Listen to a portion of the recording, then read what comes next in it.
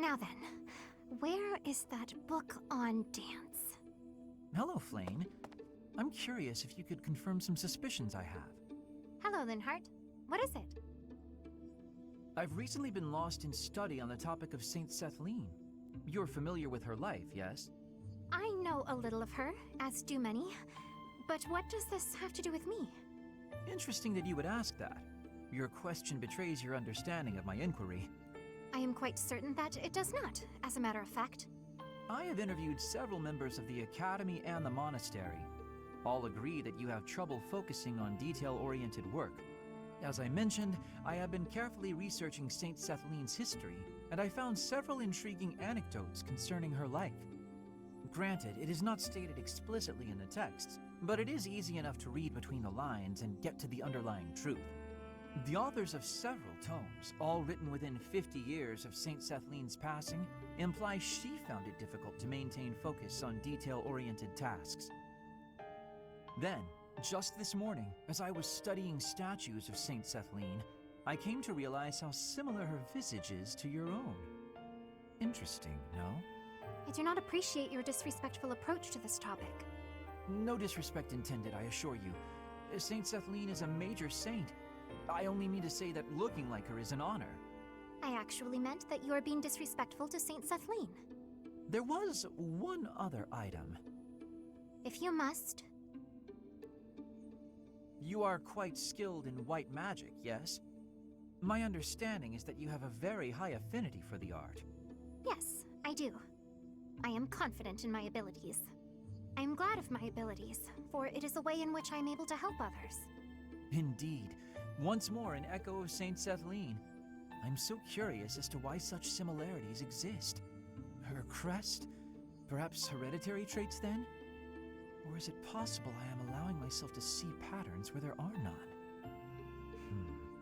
I am very busy searching for a book. I will be going now.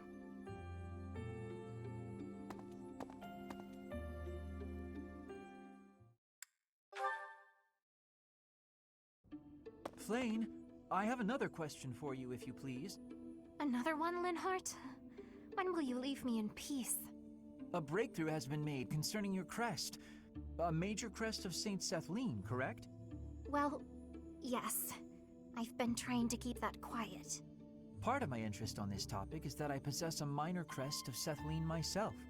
I am aware. Possessing a minor crest is uncommon, but not rare among the noble families. However, a major crest of Sethlene, that is beyond rare. Oh, is it? I am quite curious as to why you were born with such a rare major crest. Given that mine is a minor crest of the same type, it's possible that you and I are distant relations. You and I related? I am quite certain that is not the case. Oh, do you have access to a detailed ancestry? That could be a most useful tome. No, I do not. However... A shame. Oh, to explore one's lineage and investigate such possibilities. Alas, the odds of your being a direct descendant of Saint Sethlene are quite low. The prevailing theory among respectable scholars is that Saint Sethlene died having never married. It's true she's unmarried. Was unmarried, that is. I hate to disappoint you, but I'm not a descendant of Saint Sethlene. Of this, I can assure you.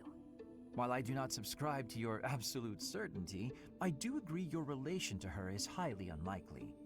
Yet there is some connection between yourself and Saint Sethlene.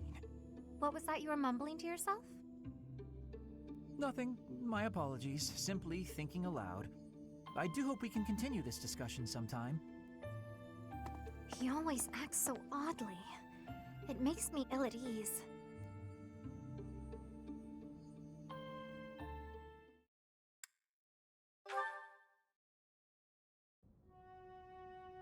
Reading anything interesting? Oh, good day, Linhardt. At the moment, I'm simply browsing history books. Reading these, it's easy to imagine what it would feel like to exist long ago. Fodlan's history spans thousands of years. We're lucky to have so many detailed records of our past. I have knowledge of how people lived, who they loved, what wars they fought, and why. But I'd never describe it as feeling like I was living in the past. And why not? It's only a figure of speech. About our shared crests. Goodness, this again? There's an experiment I wish to attempt, although it might prove to be a bit troublesome. A troublesome experiment? You know I do not like pain. Pain? No, there won't... Well, I'm unsure of the results, but that's why they call it an experiment. It would, of course, require that you and I get married. I beg your pardon? Yes. If bearers of major and minor Sethlene crests reproduce, what crest would the offspring possess, if any? I must know, and thought the question might pique your interest as well. Are you actually speaking about a hypothetical future with me? Involving children? Yes. Such parentage has never been documented. A whole new field of research awaits. It would be a worthy experiment, and we'd need only 5 or so children for a good sample size. Do you mind going back to what you mentioned earlier? Pardon? Which part? The part about marrying and having children. I've always believed, rather firmly, that marriage is something between two people who love one another.